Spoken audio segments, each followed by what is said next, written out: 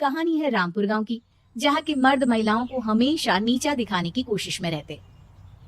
अरे अभी तक खाना नहीं आया क्या? मुझे एक और शादी करने की जरूरत है। नहीं जी नहीं, ऐसा मत करना, वरना मैं कहाँ जाऊंगी। खाना लेकर मैं अभी आई जी।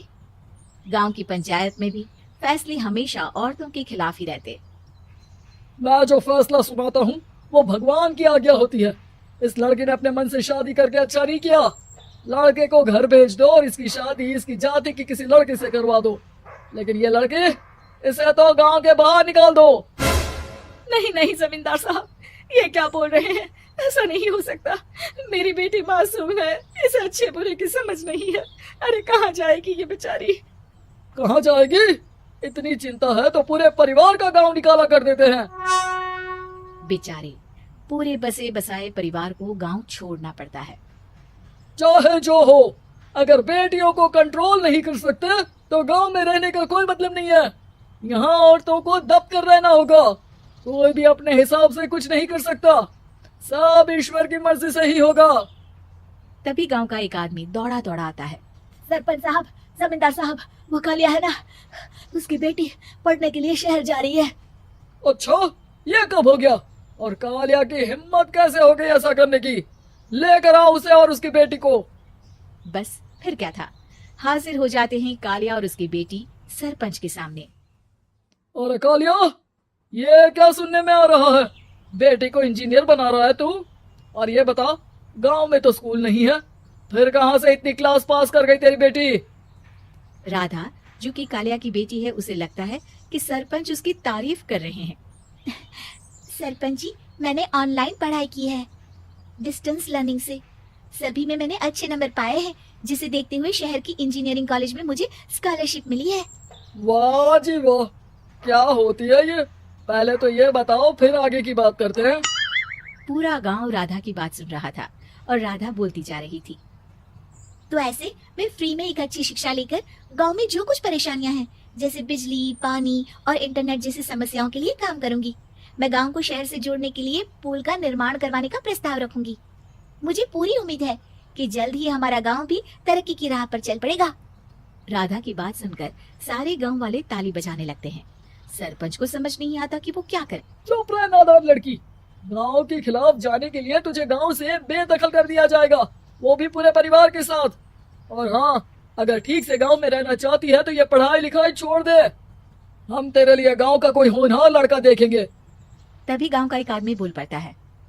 अरे नहीं नहीं सरपंच जी, राधा बिटिया जो बता रही है, अगर वैसा हो जाए तो हम लोगों को पैसा कमाने के लिए बाहर नहीं जाना पड़ेगा।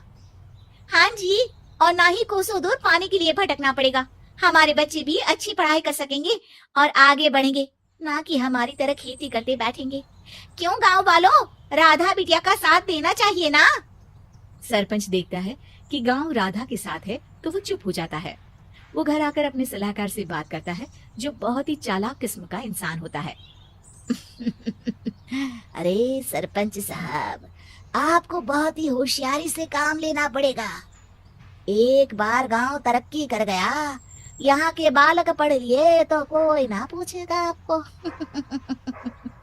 और फिर ये जो बेटा और बेटी है ना आपके, इनको भी आम लोगों की तरह ही जीवन जीना होगा।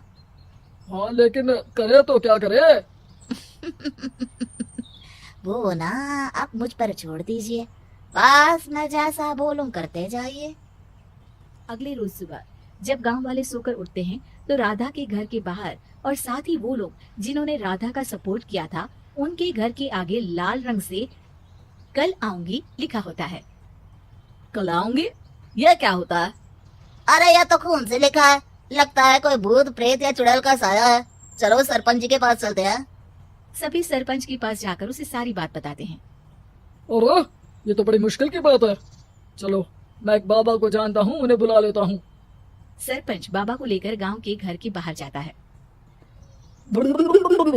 ओहो, तो ये वो चुड़ैल है जो उन लोगों को निशाना बनाते हैं जो गांव को बदलने का सपना देखते हैं।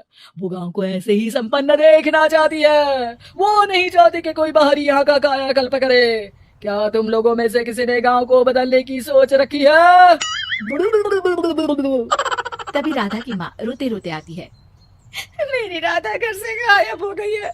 अरे कोई तो बचाओ, मेरी बच्ची कहाँ गई? ले गई वो, चुड़ैल तेरी बच्ची को ले गई। अब वो उसे श्रापित करके छोड़ेगी, उस पर चुड़ैल का साया हो जाएगा। तभी बुरी सी हालत में राधा भी वहां आ जाती है। उसके बाल चुड़ैल की तरह फैले होते हैं और कपड़ों में खून लगा होता है। सभी राधा को देखकर डर जाते हैं। माँ, पता नहीं मुझे कौन उठा कर ले गया था। अरे दूर दूर हो जा चुड़ैल, अब हम लोग इस गांव में नहीं रुकेंगे। अरे कैसी बातें कर रहे हैं आप? कल तो आप मेरे भरोसे गांव का हुलिया बदलने, अपने बच्चों को पढ़ाने और तरक्की उन्नति की बात कर रहे थे, तो आज क्या हो गया आपको? ये फिर तुम लोगों को बहकाएगी। ये चुड़ैल गांव में आ चुकी है, ऐसे ही ये तुम्हारे घर के बच्चों को भी ले जाएगी। गांव वाले राधा को गांव से बाहर निकाल देते हैं। उसके माँ बाप रोते रहते हैं, लेकिन गांव वाले नहीं मानते। मैं भी अपनी बहन के साथ गांव के बाहर रहूंगा, लेकिन वो पढ़ाई नहीं छोड़ेगी। वहीं सरपंच के घर पर सलाहकार कहता है, देखा, सांप भी मर गया और लाठी भी नहीं टूटी। लेकिन अगले ही दिन सरपंच के घर के बाहर भी वही शब्द लिखे होते हैं। और फिर सरपंच की बीवी कहती है, हमारी बेटी को किसी ने अगवा कर लिया है। तभी राधा का भाई वहां आ जाता है। अरे गांव वालों, मैंने सरपंच जी की बेटी को देखा था, वो चुड़ैल उसे उठाकर ले जा रही थी। अरे क्या मजाक कर रहे हो? नहीं नहीं सरपंच जी, आप नहीं जानते, वो चुड़ैल अब आपकी बेटी में आ जाएगी, जैसे राधा के अंदर आ गई थी। तभी सरपंच की बेटी वैसी ही हालत में वहां आती है जैसे राधा आई थी। पापा, पता नहीं कैसे मैं गायब हो गई थी। चुड़ैल, इसके अंदर भी चुड़ैल का साया है, मारो इसे। अरे नहीं नहीं, इसे भी राधा के पास गांव के बाहर ही भेज दो। अरे चुप रहो, मेरी बेटी कहीं नहीं जाएगी और चुड़ैल वुड़ैल कुछ नहीं होता है। अरे कैसे बात कर रहे हो सरपंच जी? आप तो बोल रहे थे कि आपका फैसला भगवान का ज्ञान होता है, तो अपने पर बात आई तो अब आप ऐसे बोल रहे हैं। अरे ना ना ना, आपको अपनी बेटी को त्यागना ही होगा। अरे बुलाओ बाबा को। राधा का भाई बाबा को ले आता है, जिसे अब गांव वालों के डर के कारण सच बोलना पड़ता है। मैं कोई बाबा नहीं हूँ, मैं तो मोची था। ये सलाहकार महोदय ने मुझे कहा था एक्टिंग करने को। वो मुझे पैसे देने वाले हैं। अब मुझे माफ कर दो। गलती हो गई, मुझे माफ कर दो। तभी वहां राधा आ जाती है। देखा सरपंच जी, जब गांव के बच्चे साक्षर होंगे तो आप जैसे लोगों की चालाकी नहीं चलेगी।